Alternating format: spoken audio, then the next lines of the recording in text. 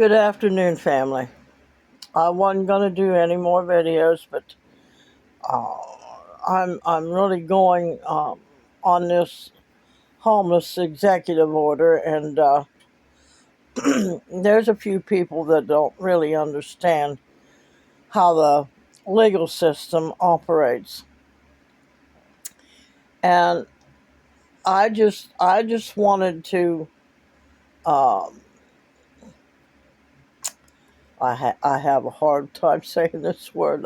Alliterate, alliterate. I don't know what I said in that video about the homeless, the executive order,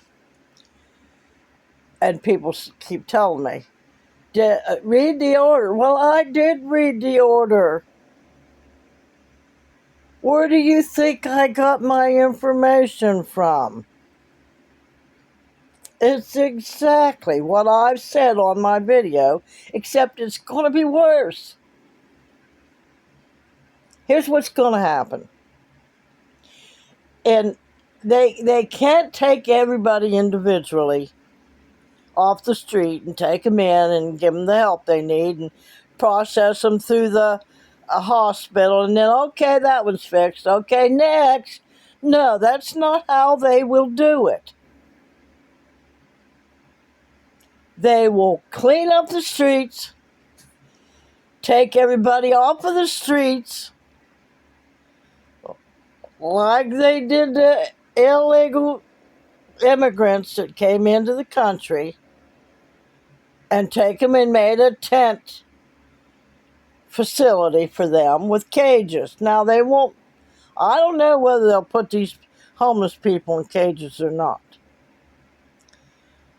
To keep them stationary, I do not know that. But this is what I'm saying. They'll gather up everybody off of the streets, clean up the tents, and get rid of everything, because that's what they do.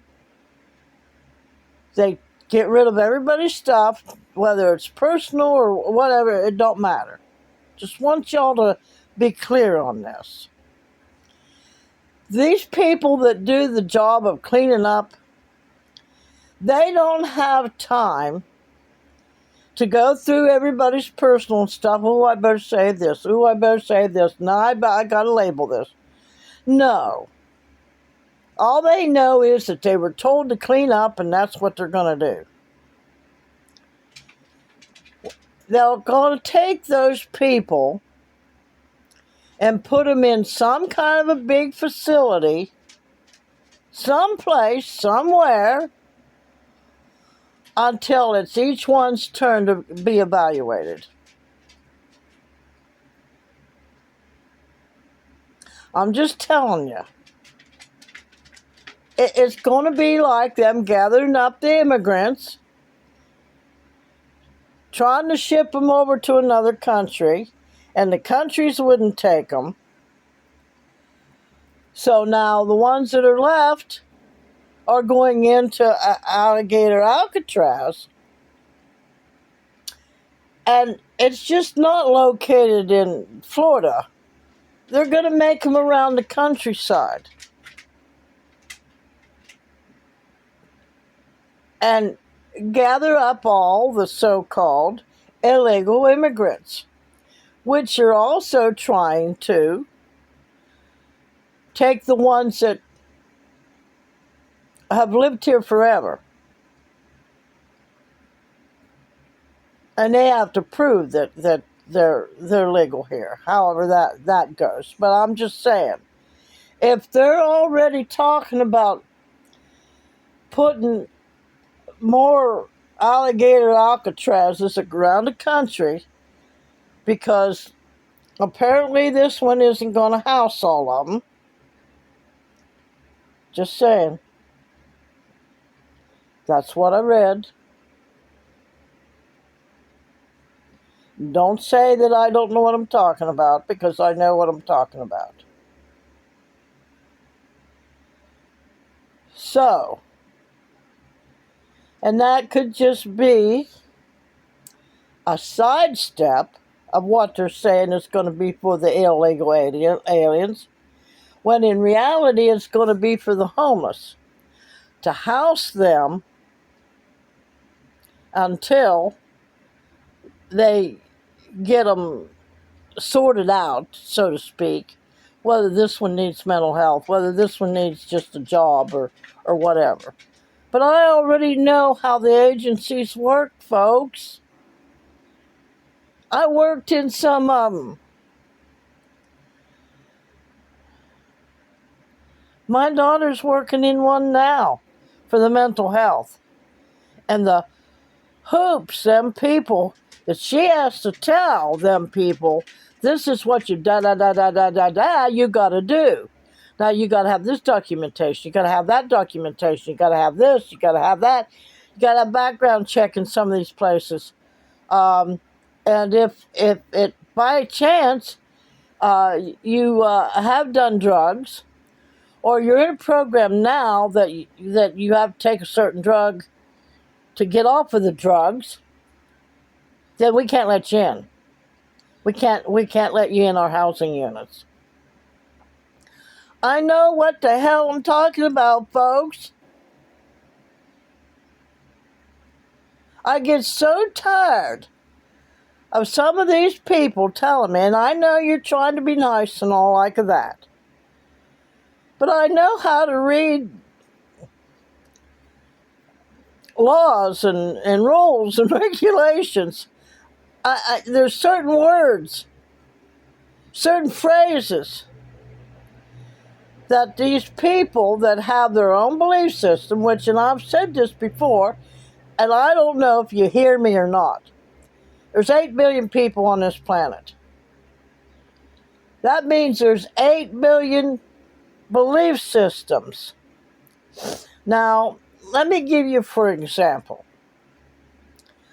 there'll be 10 of us that we can all believe on 5 different things exactly alike. And then there'll be that number 6 one that every one of us has a different take on it. Not the same belief system, 1 to 6 people.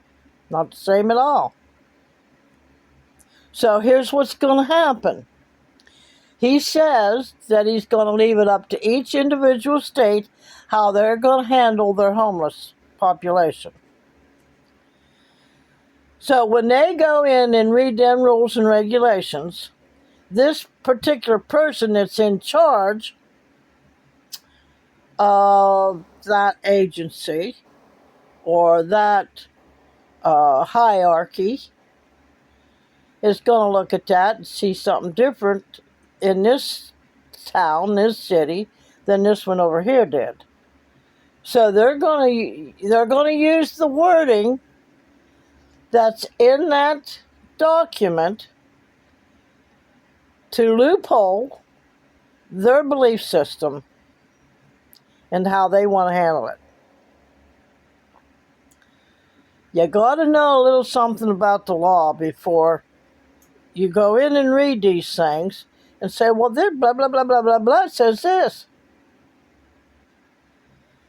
And I know, and I love you to pieces, the person that told me, to read, a few of you told me to read it, and I have read it. It said that there was nothing said about campers and stuff like that except the ones that are in, yeah. If you remember correctly, in the Biden administration, they said that anybody without a residence, people that are in campers and cars and vans are considered to be homeless people because they don't have an actual home address residence. And not only that, all the places that the campers can go to, if they were campers, if they weren't really truly living out there because they want to or whatever, the places that they could go to to camp for the night or camp for the week or whatever. You're only allowed so long in these places, and that costs money, and that can cost almost as much money as it is to rent an apartment or rent a house. I know, I've been out there, folks. I know way back when when we were in Arizona, I was with my first husband. That was back in my 30s. And my husband took us out away from civilization, home living, and took us out in tents and a camper, and we were allowed to stay in one spot for 2 weeks. And that was like what? That was back in late 70s. So it was already a rule back then that you could only stay in one spot for 2 weeks at a time, and then you had to move on. Well, it's even worse now. It's because if you're not really camping, or if you are camping, then they figure you'll go pay for a spot at a campsite. And I think that's only temporarily. That's just like this KOL place up here that my daughter just recently got a camper, and they're going to camp in there every summer. And that only lasts so many months. And you pay an astronomical amount for 6 months, I think it is. $2,800 for 6 months. And then you pay for the electricity for that month while you're there. So these people that are homeless, living in their cars and their vans, more than likely they're homeless because, well, a lot of them don't consider themselves homeless. They consider themselves, I've decided to live this way. But society and the laws said they're homeless now. So for them to go pay an astronomical amount to live in a car or to live in a van or an RV and pay that kind of money that they couldn't afford to pay in an apartment or a house. So how does that work? So what I'm saying is, folks, is that we think we know what that says, when in reality, any kind of loophole, the different wording and stuff, you got to watch the wording, because somebody that has a different belief system than you do can look at that, especially if they're in hierarchy, if they're in charge of things for that city, that state, or whatever, and all the people that they've got working for them and under them, the lawyers to read those things can say, well, it says this, now we could go this way, or let's do it that way, or whatever, because of this wording. And however, if the people that are in the hierarchy and in charge of these things, if they have any empathy, if they have any compassion at all, they'll try their best to do the right thing. Now, my daughter working in her job, now she sees that there's a lot of things that could be done differently, but they're not going to do it differently because these systems and the people that are working them already have it in their head. Well, these people shouldn't be homeless. These people should be doing this, and this, And they certainly shouldn't have a criminal background of any kind of form. Nothing. Oh, they got evicted before. Oh, well, no, we can't, we got rules against that. I'm telling you, folks, most of these people that they round up, they're going to figure that they've got mental health issues, because why else would they be out there? Why would in the world would somebody decide to take a bunch of money, build a van into a little house that looks like a little house but isn't? Why would they do that? There must be something mentally wrong with them. I'm telling you. Way back when, and we studied this in history, and I'm sure a lot of you did, but I'm sure a lot of you can't remember, about how they treated women way back when that knew things. And and would take different herbs and stuff for their health and stuff like that, and would recommend the different herbs for people's health. You know what they did to them women, don't you? They labeled them as a witch, and they burned them at the stake, because they knew things. Because here's what they did. They used their intuition. They used the energy senses that they were getting off of other people to know and understand how to talk to them and stuff.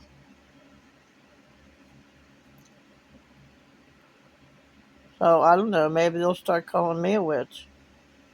Because I can sense, I can feel. I can read, folks. That's one of my attributes. One of my gifts. I can read, and I can read very well.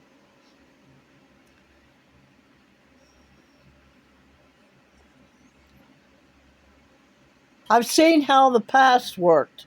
I've seen how things went on around me and how they operated. I've seen how things went from this, and this to whatever it is now. Look at the rent prices, folks. Now, and I can tell you the reason why. One of those reasons is because of the way tenants lived in these people's houses.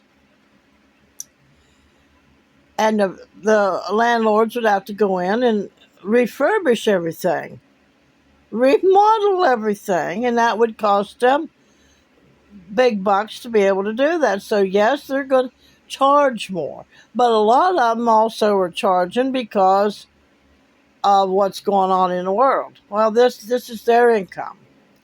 So groceries went up from $100 a month to $400 a month for me. So now I've got to make some extra income. And that's what they do. And a lot of them do it because they can. So, if you've got somebody, and I'm going to use me because I'm not going to pick anybody out there. Thank God that I have enough sense that rent comes first, above and beyond anything. Say, for instance, okay, I get $1,000 by the time my insurance is paid for. Always make sure I got the insurance. Got to do that. It's a law anyway.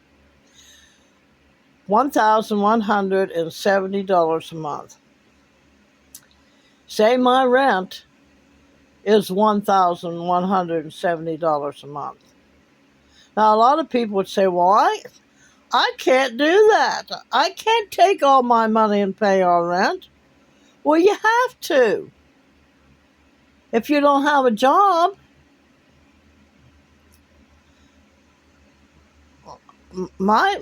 all my check is going to go for the rent. And then I'm going to go, what am I going to do for food? What am I going to do for electric? Well, that's where now it says I need help. I'm going to go sign up for, which Ohio here has the PIP program for electricity. I'm going to go sign up for PIP. Well, since I don't have any extra money beyond paying for my rent, my rent and my electric's probably going to be $10 a month. Where I'm going to come up with $10 is beyond me. I do not know. I'm definitely going to sign up for food stamps because I'm old enough. I don't have to get out and work to do that. And I'm definitely going to sign up for the program that pays for my health insurance. So that program would give me back $185 that I would have to spend on maybe helping with my electric or helping with whatever other utility I would have. But there are people out there that don't have the Constitution, the diligence to take that whole amount of money and pay for the rent.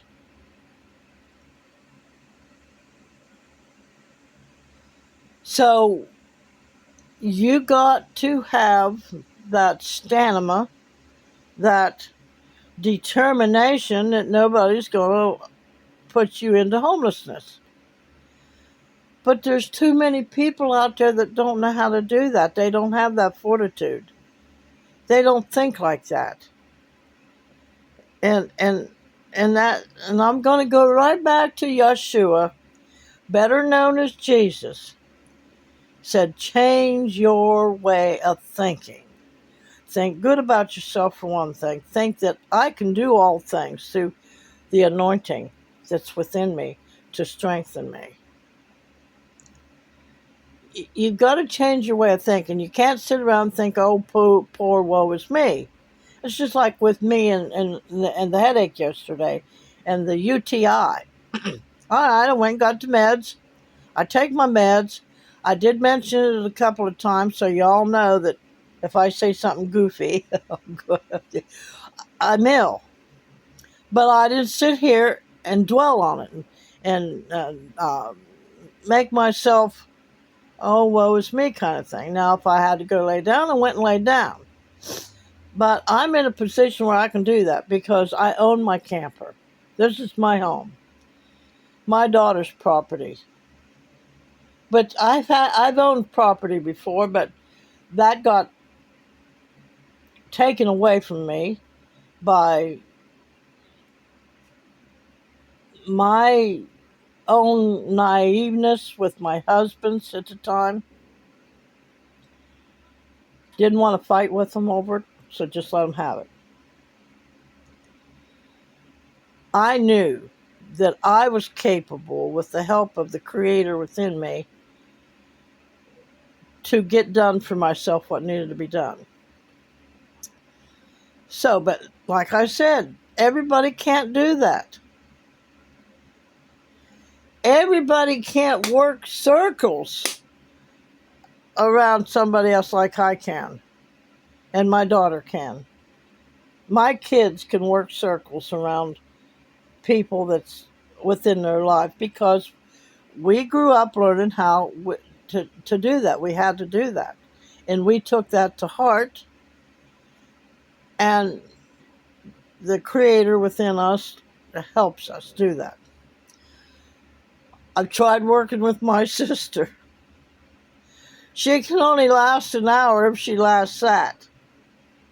And that is it. Well, that was in her younger days. So I'm not putting anybody down, by no means. We each have our own characteristics. We each have our own gifts and talents. And a lot of people lost their gifts and talents by the way they were raised. Either beat out of them or just tore right out of them or whatever the case may be. So, folks, I'm saying that even the people that are in campers and vans and cars, even if they've got a job. They're all going to be getting, unless they go to, well, they see it coming and they go establish a home with their relatives or something. Everybody's going to be gathered up and put in wherever, because there's only one way to do it, to get everybody off the streets within a few months. Is to put them someplace until they can evaluate them to their specifications of what they call mental illness or the elderly. Well, if you're elderly but you have no mental illness, well, you must have mental illness or you wouldn't be out here. Surely, or if you didn't have mental illness and you've got family, you'd find a way to go live with your family. I'm telling you, that's the way them people think. Not the homeless people. The people that have their own homes and their own jobs and their own hierarchy, their little important job that they've got, that, well, they're deciding. They're the ones that are deciding where and what it's going to be. So, I'm sorry, I mean, my head's still hurting, but not like it was yesterday. And, but I have a home. I feel bad for those that don't have a home. I feel bad for those that don't have the thinking capacity